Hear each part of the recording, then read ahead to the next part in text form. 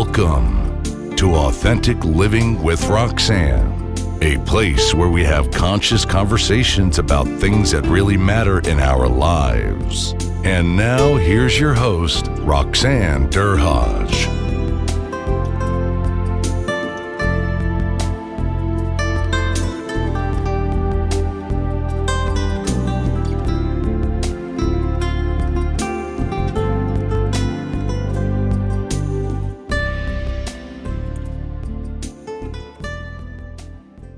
Hi everyone, it's Roxanne Derhaj of Authentic Living with Roxanne.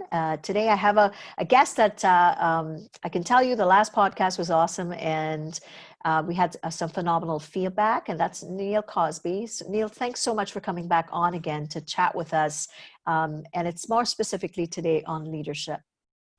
I am so happy to be here, Roxanne. I appreciate being able to come back and provide my inputs and listen to your inputs as well, which are phenomenal.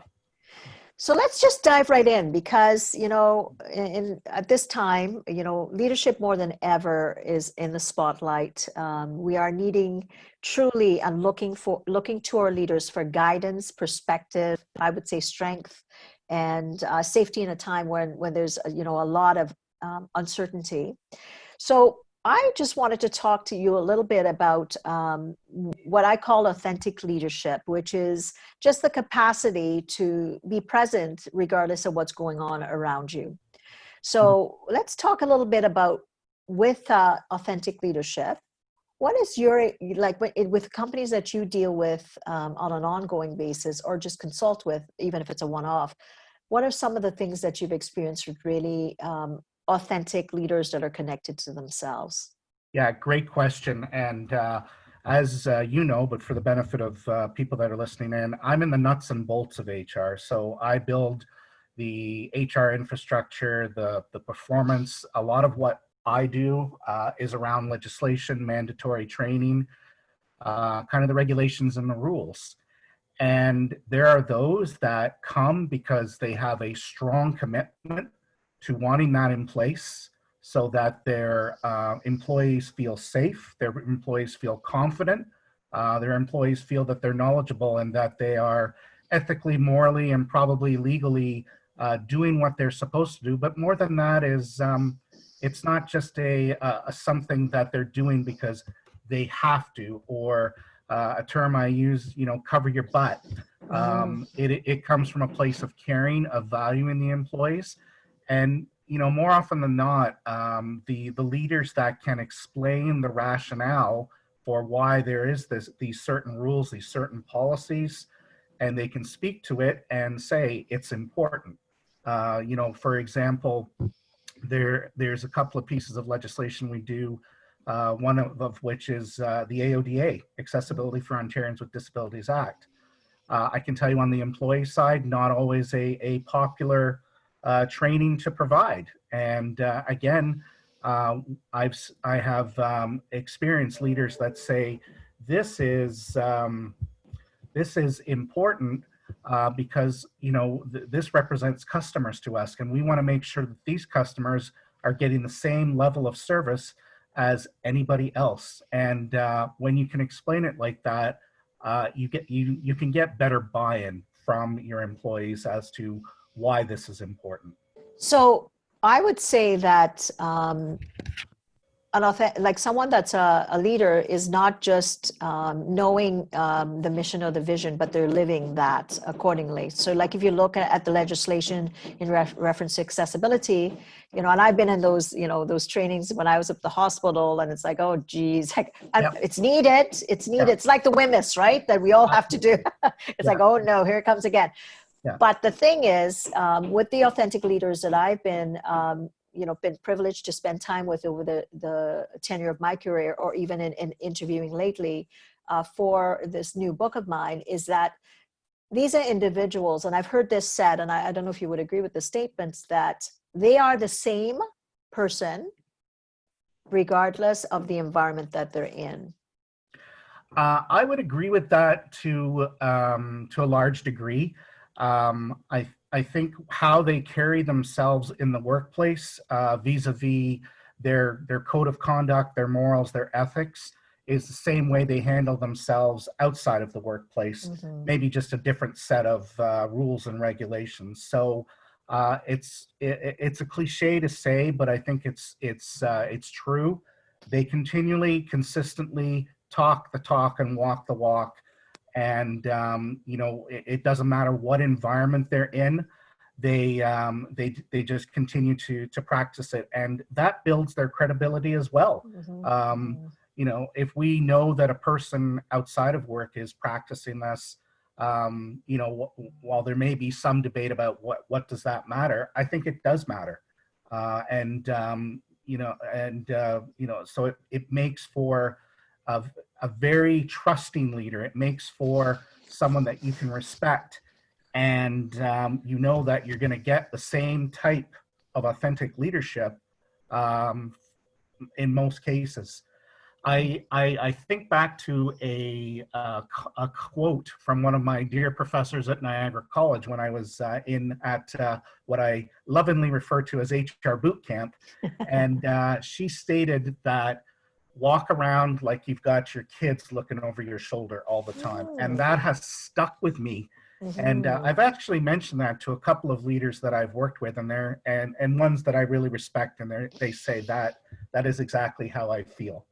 So it keeps you on your toes then, right? Ultimately. Absolutely. Yeah. How would your kid feel? How would your child feel if you were acting in a way that was not keeping with authentic leadership, or being an authentic person for that matter as well? Truly.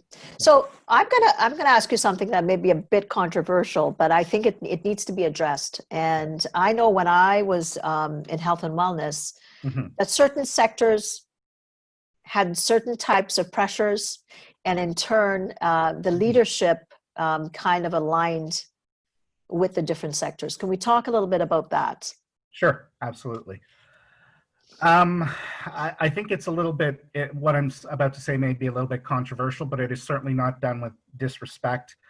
I think in some of the public sectors, leadership is still a work in progress. And some of that comes from a place of, just not having those qualities. I also think that, when you get into public service, you're more bound by rules and regulations than what you would be probably in the private sector. So it's kind of structured into a box. And I think, using the current environment we're in with COVID-19, I've seen a lot of people struggling. I've seen a lot of people, it's almost like decision paralysis, and they don't want to make the wrong move for fear that it's the wrong move. And to a degree, I mean, none of us want to make the wrong moves, but we're living in an environment which none of us have had experience with. So just, what I keep talking about with some of these leaders is, having contingency plans. We take a look at it, we see if it works, and if it doesn't, or if things change, then we have adjust. You have to be, I think, agility, malleability, and that word resilience are true qualities in a leader, and that doesn't matter whether it's private or public sector, but that may be something that we're not giving our leaders in the public sector. And that's not to paint broad strokes. I've seen some exceptional leadership in the public sector, but I would say from my perspective, more so than private, there's some real struggles right now. So in a way, some of the setup of what's existed historically, kind of maybe some of the leaders that end up in that sector think that that's the way they need to behave. So they may not evolve. Or sometimes in private sector, you have a bit more latitude to be able to not sit within a particular structure. So people kind of, maybe take a bit of liberties to lead in a different way. Leaders need to be proactive. They need to be knowing what's coming around the bend. Or coming around the corner, I should say, and be able to deal with that. That's it. So it's, and again, for some leaders in the public service, they're in a very public realm, and that's a pressure that some private does not have. So they may have, whereas leadership in a private may have one or two so-called masters, I'll use that term to report to. In the public sector, you've got many different masters and many different stakeholders that you have to report to and provide different results to. So that can be a juggling act, and sometimes it can be extremely challenging for some people in that realm. You know, and again, going back to our current environment with COVID, you've got your employees that are right now really sometimes scared with uncertainty. You've got other managers that are looking for your direction as well. You've got your funders that are trying to make sure that you're doing what you're supposed to. You've got your board of directors, which is also involved as well. Some do it really well, and some, as I've said, are struggling. And I think the common denominator I'm seeing with those that are struggling is that, as I've said, they were so bound by structure that this is all new to them. So really, I mean, it's speaking to, we always have high expectations of people in leadership positions, without a doubt. Mm-hmm. But in this time, it's almost like the pressure is on, and Mm-hmm. it's becoming exponential, going upwards from the front line all the way up to the C-suite. Yeah. So everybody's kind of, you know, reverberating, I'm going to use that word, to some degree. Mm-hmm. And we're looking to our leaders even more so for leadership. So Mm-hmm. that leader has to really be in touch with his or her space, and really understand themselves and understand what they're like under pressure. Mm-hmm. To be able to recognize that, you know, this is first, you know, we've been into this 2 months or so. How have I coped? You know, what is my go-to? What am I like when I'm well rested? Mm-hmm. And what is my story? What is my backstory? Like, as a leader, what am I telling myself? And what do I need to kind of take care of so that I can have a different, even if I'm thinking, well, you know, this is really, really horrendous, I still have to step out of myself, deal with what I need to, replenish myself, come back and be able to lead daily or hour by hour. Yeah, I would say in the COVID times, the good leaders have risen to the occasion, and the mediocre leaders have remained mediocre or perhaps even regressed and done poorly. I also see a common denominator with the leaders that have risen to the occasion is they are getting the information that they need. They are utilizing multiple sources. They're not making decisions without having all of the information. Early on in this crisis, I can tell you from a couple of things that I know with some leaders is they weren't taking this seriously, and they weren't being those proactive people to find out, well, okay, it doesn't seem to be impacting us now, but can it? And it's those types of leaders that were better prepared when this really blew up in the middle of March, which seems like a lifetime ago. So that element of agility, right? I mean, it sounds like, or malleability, or whatever you want to, that whole concept of how am I going to adjust on an ongoing basis, because my trajectory is shifting hour by hour, day by day. Mm-hmm. And so what you're saying is that good leaders are the type that says, okay, then I'm going to be open to new information, and I'm going to shift accordingly to be able to lead us effectively, regardless of what's coming my way. Absolutely. That's exactly what I'm saying, because Roxanne, this is with us from all accounts. We're going to be dealing with this in some way, shape, or form for up to 2 years. So you're going to have to shift gears quickly. You know, we're on a good trajectory right now. We're reopening business here in Ontario, which is great, but this can change on a dime. So what do you have in place? And we've had 2.5 months now, or almost 2.5 months, to get some things in place so that as we're going along on this journey, okay, we're open, we're getting back to normal, or as close to normal as we're ever going to be. Boom, we've got wave number 2 coming in. What are we prepared to go back into lockdown and still provide the same types of services that we have been doing, although probably in a different way? So at this point in the game, Roxanne, I would say most leaders should have this all planned out right now. And again, it's a lot of information. We're all on information overload. But that's where you also get a good leader will get other people involved. They don't have to take this all on their own. We know that. And, but some leaders, whether it's through a sense of I've got to do this all on my own or whatever other reason, they can give other people some autonomy to take this and run with it, come up with things. And it's all about collaboration and working together. And one of the pivotal elements to authentic leadership is relational transparency, which is just what like it sounds. Absolutely. It's about, guess what? I'm your leader, but I'm also a person. I also have family members I'm worried about. I have people that are compromised.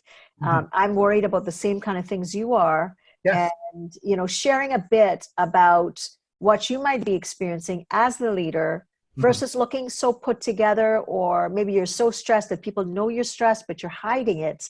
And then people are trying to kind of calibrate between what they're experiencing, which is like sheer terror at times, to a leader that seems disconnected and not able to share a bit about him or herself to create that common ground.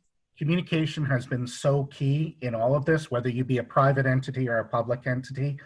And I think people do have to, as you've said, just to dovetail on what you were saying, people do have to get personal. There have been employees cry at work. There have been, those types of breakdowns.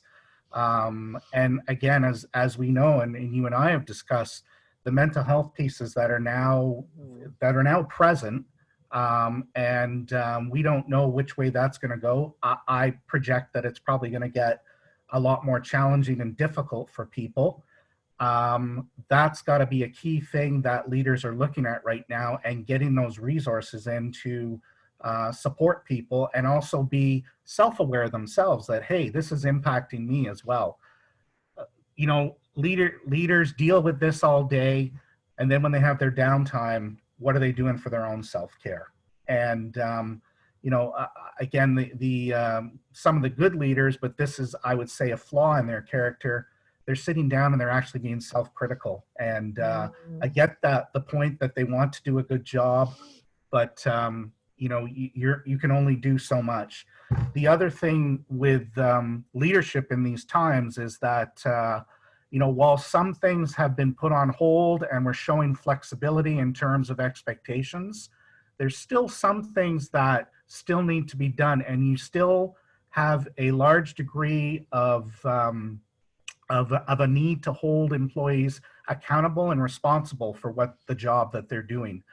And maybe you have to adjust it to account for COVID, maybe working remotely from home, maybe working with less employees, but it can still be done. The good leaders will not provide free passes during this as well. If there are performance issues and they're legitimate, they get addressed just as it would be in so-called pre-COVID times. And that's a sign of a good leader as well. It may not be popular, but it's legitimate and it's rational and it makes sense.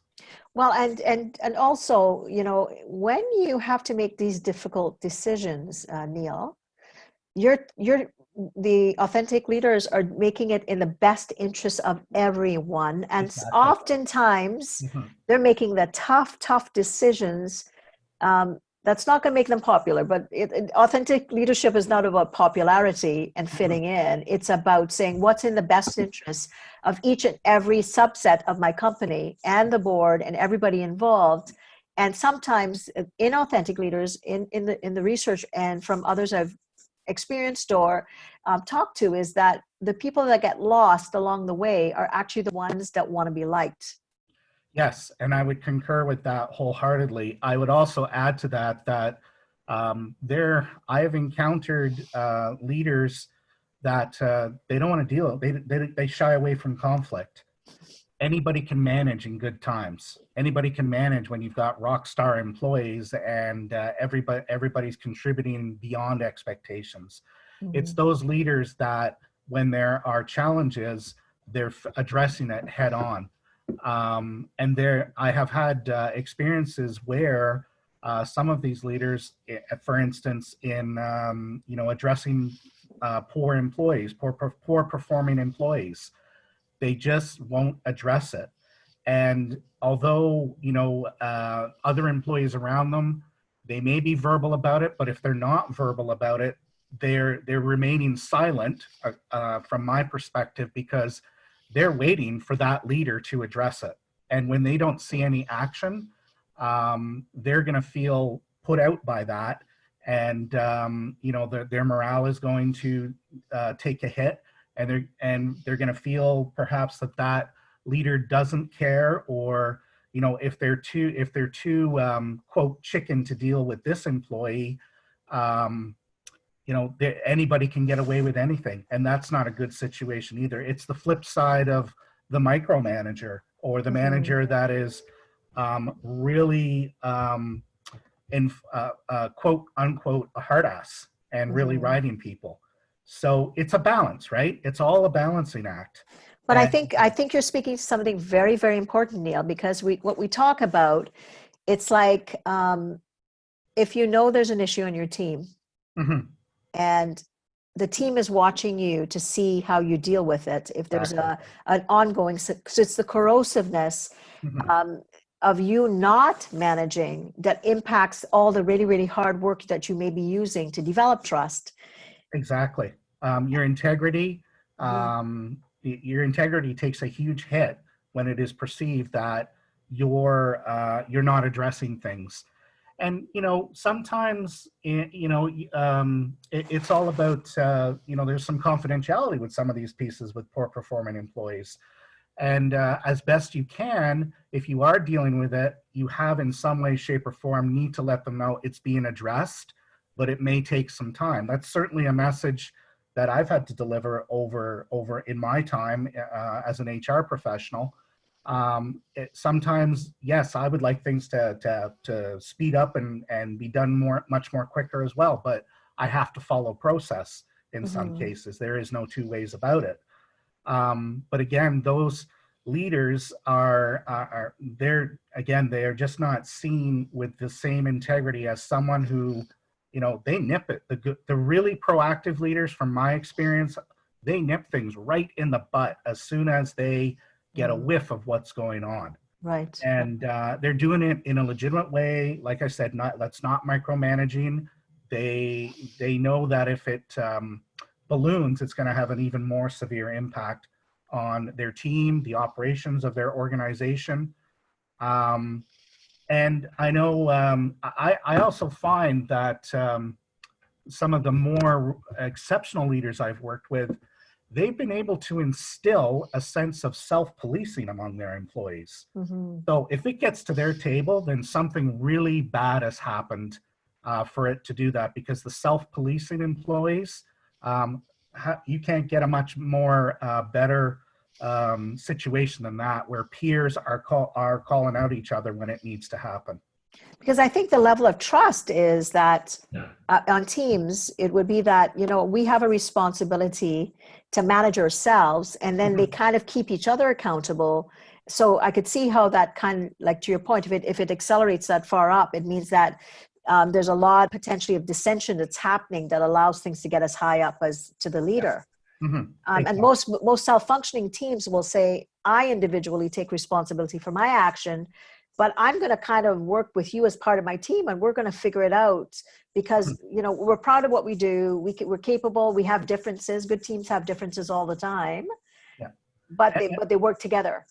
And I think the leaders in those organizations have instilled such a positive employee experience, such a positive engagement. That sense of autonomy is, hey, you're adults here. We're not teachers or principals in a schoolyard trying to negotiate schoolyard fights. We believe that you have the wherewithal to do this on your own. There may be a point that it comes to us, but we really feel that it should be few and far between. So, but it's also instilling in those employees that if they really feel it goes to that, has to come to that C-suite level, managerial level, that there's no it's not going to be frowned upon that that was a bad thing that happened. Let's just talk a little bit about, you said like through this time, the good leaders have shone, and the leaders that struggled have either stayed or maybe even decompensated in their leadership. What have you kind of seen out there? Well, in terms of the leaders that have risen to the occasion, Yep. use that term above and beyond, and it also goes to that point I was saying earlier about they may be burning themselves out because they're so concerned about their employees. They're so concerned that about keeping their employees physically and psychologically well. So they're the ones that are having constant communication.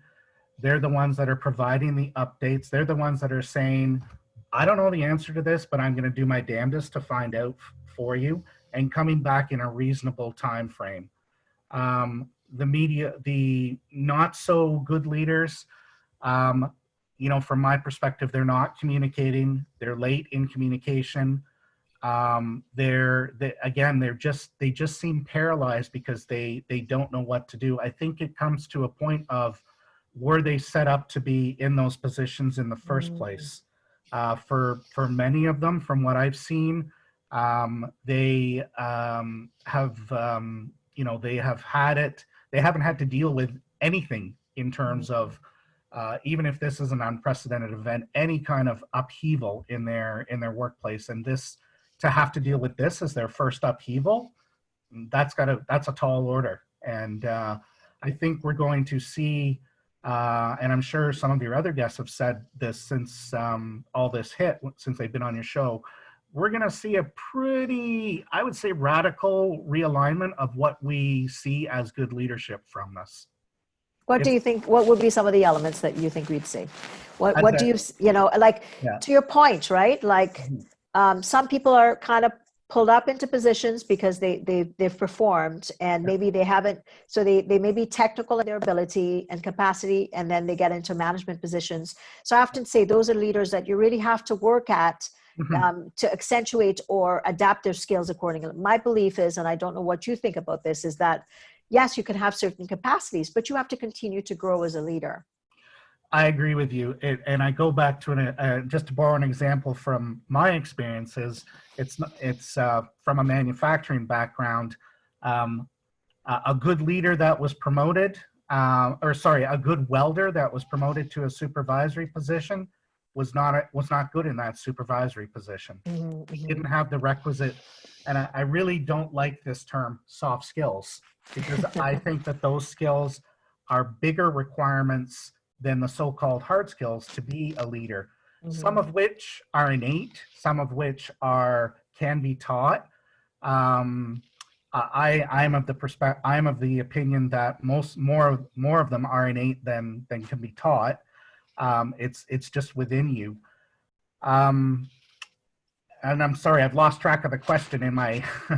No, but to your point about, sometimes people are put into positions and because of a certain aptitude, and then the assumption is that their management, because they performed, that they're, and we'll put them in a management position, that they're going to develop those skills. But my perspective is, yes, you have to have a certain amount of capacity, but the ongoing training and development of that manager has to be something that's ongoing. That manager has to understand his leadership story. Why am I doing what am I doing? What values am I bringing to leadership? How self-aware am I?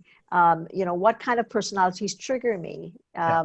All those things are things that you have to continually learn, because you're going out there and you're leading day in, day out. And if you don't have the skills, and you're doing it poorly, you're doing more harm than you are in fact doing good.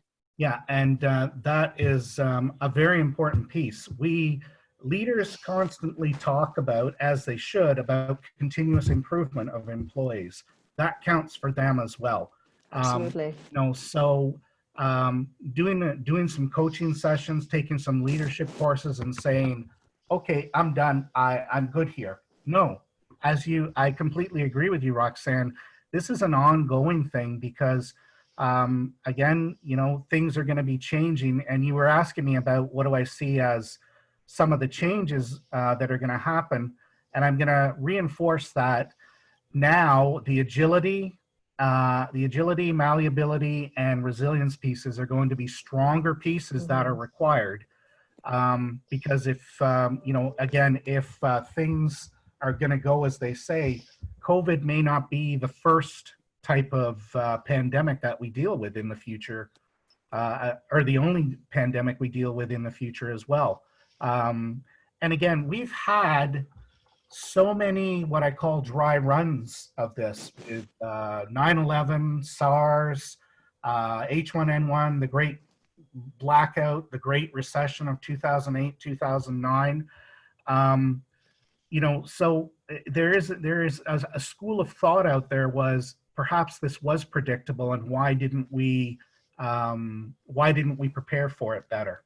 And I think with this now, that message is going to be even stronger, and we're going to be looking for those types of things in leaders, because again, if people think that, and maybe it's not another pandemic that we deal with in the future, it could be something else.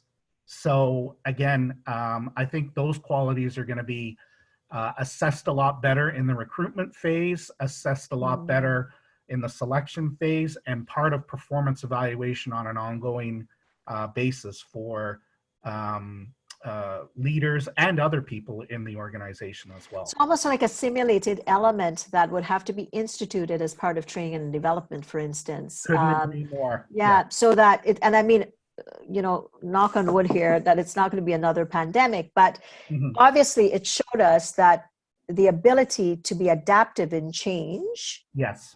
Is something that's going to be a given in not only frontline, middle managers or leadership. That's something now that I think all companies are going to be looking at to say, what did we do poorly? What could we pivot kind of relatively okay? And what should we never ever do again? And coming up with the new generation, how are we now going to, like you said, attract them, retain them, and make sure they have the right skills? Yeah. And I mean, again, it's a cliche, and when all this is over, I'm going to write my book, COVID Cliches. But how employers are treating their employees right now, how leadership is performing, is going to be very telling when this subsides, whenever that is, and whether employees choose to stay with them, that organization. I don't think a lot of employees are going to look to move right now because it's just too unstable, and the opportunities are not out there. But when things recover, and we will recover, they may say, this wasn't for me. But more to your point about doing that, so those self-reflection pieces, this is also another time where you could you ask your employees, so how did we do? And I think that they need some honesty. They need some bluntness, and more importantly, when you get those answers that are not all positive about how it was handled, you need to address it and deal with it. To just ignore it after that is not going to build any more trust, respect, and integrity. So be prepared, and it shows your willingness to say, okay, we didn't do the best we could, but we're going to take this as a learning experience. And those two core principles about trust and integrity, as we look forward, and I've heard you say 2 years, and I've heard 18 months to 2 years, where we're going to be in this gap potentially. That, can you imagine what leadership needs to happen in that time? As it's we not kind going of to be an easy job. No, because we're going to be potentially flat, trying to recover, ups and downs. People are going to still be in fear because they're going to be concerned about safety and within their jobs, all those things. And they're going to be looking even more so for leadership and to get that sense that it's going to be okay. Yeah. It was a tough environment pre-COVID to find seasoned leadership. Anybody who's in executive recruitment will tell you that. And I think it's going to be even tougher to do if you have to look for somebody during COVID as we're on this journey. And then, more to that is how many people are going to be leaders in this time. So that brings up the question of what are organizations going to do to support their leadership? Yes, you've got expectations of them. Yes, they've got accountability and responsibility. but they're taking on a lot. So how are you going to support them? What teams are you going to build around them so that it is a shared journey? Absolutely. Well, Neil, it's always my pleasure, and I hope you'll come back. I'm in the process of writing my book, so I'm going to include some of what Neil has shared today in that. So probably we'll ask him to come back on, and he's been so gracious already with his time to be able to kind of talk about how we've been doing or continue to do post-COVID time. So for everyone listening, Neil's information will be put in the show notes again. And Neil, you also have a webinar coming up. I heard if you wanted to tell everyone a little bit about it, if they might want to get on to get some more information, that would be great. Thank you, Roxanne. I appreciate that. So on May 31st, which is next Thursday, it is the 4th webinar we've had in our series.